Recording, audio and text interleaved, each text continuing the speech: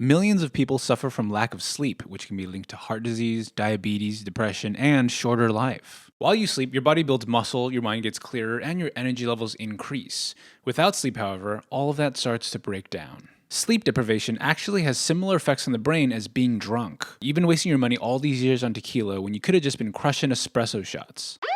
How much have you had to sleep tonight, sir? None at all. That's what I thought. Get 'em! If you want to get deeper into all the reasons sleep is important, you should check out the book Why We Sleep by Matthew Walker. It's a really fascinating book, but TLDR, it says you should get about 8 hours of sleep every night. Okay, so there's a lot of sleep myths out there. Let's start by clearing those up. A lot of people think they can catch up on sleep over the weekend.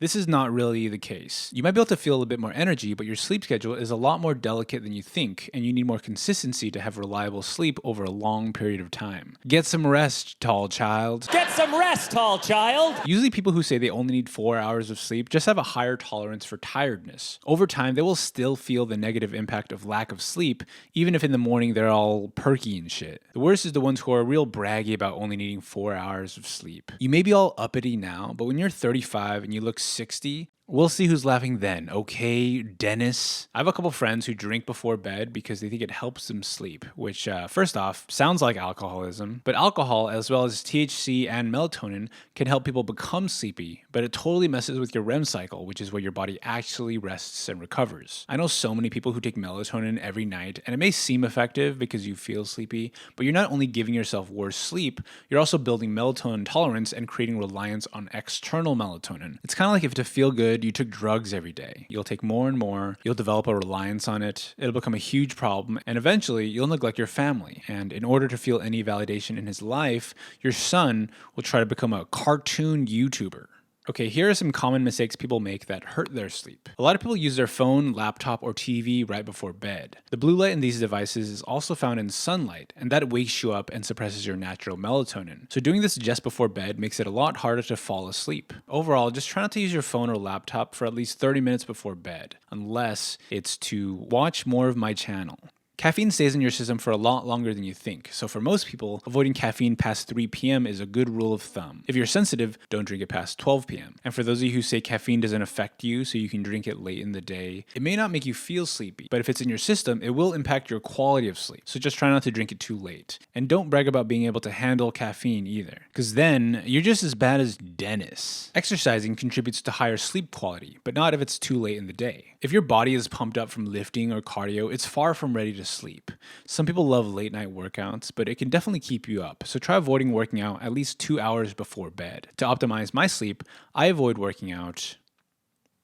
Yes. If you're peeing a lot in the middle of the night, every night, try avoiding liquids after 7 p.m. Hydrating is important, so do it earlier in the day, but multiple bathroom trips during the night can disrupt your sleep cycle, or even worse, it can increase your chances of wetting the bed. And even though you're an adult, everyone at school is gonna find out and make fun of you. And as a coping mechanism, you're gonna try to become a cartoon YouTuber. Irregular sleep schedules can also confuse your circadian rhythm. Your body loves consistency, so sleeping at the same time every night contributes to the best sleep quality. Sleeping late does happen to everyone here and there, but the key is to just try to keep a similar wake-up time in the morning. If you slept late, you'll feel tired for sure, but you'll get sleepier earlier that evening, which can better help reset your sleep schedule. Speaking of BetterHelp, that brings us to the sponsor of this video, figuring it out yourself. Licensed therapy is great, but I haven't received a sponsorship from BetterHelp yet, so until they're willing to give me some of that sweet, sweet therapy cash, I'm going to be promoting people just figuring things out on their own. You can do it. You don't need to talk to anyone, unless that person works at BetterHelp and can get me a sponsorship.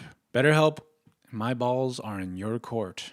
Alright, so here are some science-backed tips to help optimize your sleep. You want to keep your bedroom dark, cool, and quiet. To keep it dark, I have blackout curtains, but I am really bad at installing things, so plenty of light still spills into my bedroom. So I also use an eye mask. I know I can just fix the blackout curtains, but okay, you're not my mom. Okay, how about you just get off my case about this? Your body sleeps best in a cool environment, around 65 degrees Fahrenheit, 18 degrees Celsius, or 291 Kelvin. So to keep it cool when I sleep, I use a ceiling fan, air conditioning, or if you have some extra money to spend, I use this thing called the Chili Pad, which is a thin mattress cover that allows you to control the temperature. It is pretty pricey, but it has totally revolutionized my sleep quality, and I'd highly recommend it if you can afford it. And if Chili Pad wants to sponsor me, I am also open to that. Okay, honestly, if anyone wants to give me money, you can just assume that I'm open to it. To keep it quiet, it's obviously nice to live in a place that isn't too loud outside. I used to live in downtown Manhattan, where people yell at each other in the middle of the night all the time. So I used silicone earplugs every night, which were really helpful. A white noise machine can also be useful. You can use an Alexa or Google Home as a white noise machine. You can buy a dedicated white noise machine like this, or you can even get a white noise machine that looks like this. But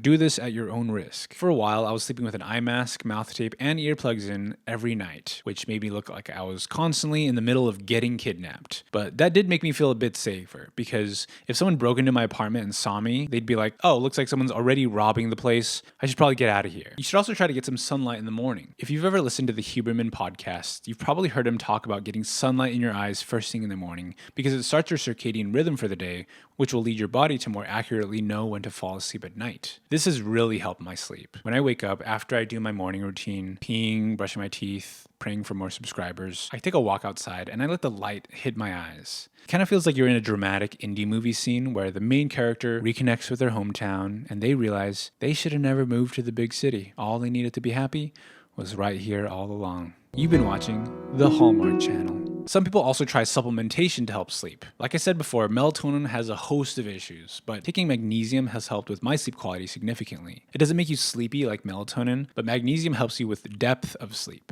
There are a ton of different types of magnesium, but the big ones to help with sleep are threonate, glycinate, and taurate. I take this combination one from Natural Stacks every night, about an hour before bed, and then I'm good to go. Okay, final tip. Here are the things that I do to help me fall asleep. First off, a cool down routine where you're off your devices for at least 30 minutes before bed is helpful, because sleep isn't an on and off switch, it's a dimmer. But if you're still having trouble, it could be that you ate late, drank caffeine late, or exercised too late. Once I'm in bed trying to fall asleep, I've tried counting sheep, which does not work for me. Sheep suck. They're bad.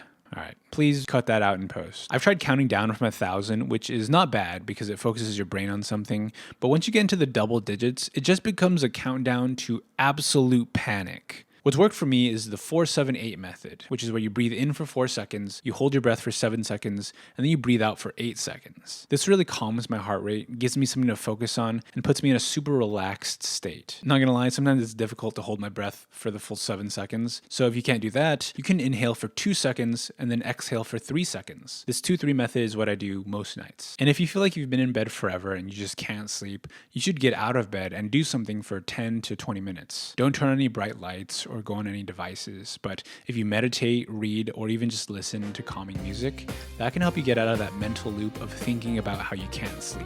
Okay, here's a quick recap of everything. You can't really catch up on sleep over the weekend, so try to have consistency in your bedtime. Try to get around 8 hours of sleep, even if you think you only need 4. Alcohol, weed, and melatonin may seem effective, but are actually bad for your sleep. Don't use any blue light devices at least 30 minutes before bed. Avoid caffeine past 3. Don't work out too late in the evening. Avoid drinking a lot of water before bed. And if you have to sleep late, try to keep the same wake up time so you have an easier time resetting. All right, this one's important. Email the people at BetterHelp to sponsor my channel. You also want to keep your bedroom dark, cool, and quiet with whatever you need. Blackout curtains, eye masks, air conditioning, earplugs, white noise. Get sunlight in the morning. Try magnesium supplements before bed. Use a breathing technique like the 4-7-8 method or the 2-3 method to fall asleep. If you can't sleep, just get out of bed for a bit and do something without any devices or bright lights. And subscribe to the channel and leave me a compliment to feed my bottomless need for validation. Good sleep is the most underrated performance enhancer ever, and optimizing for it can improve every aspect of your life. So prioritize it, invest in it, and don't be like Dennis.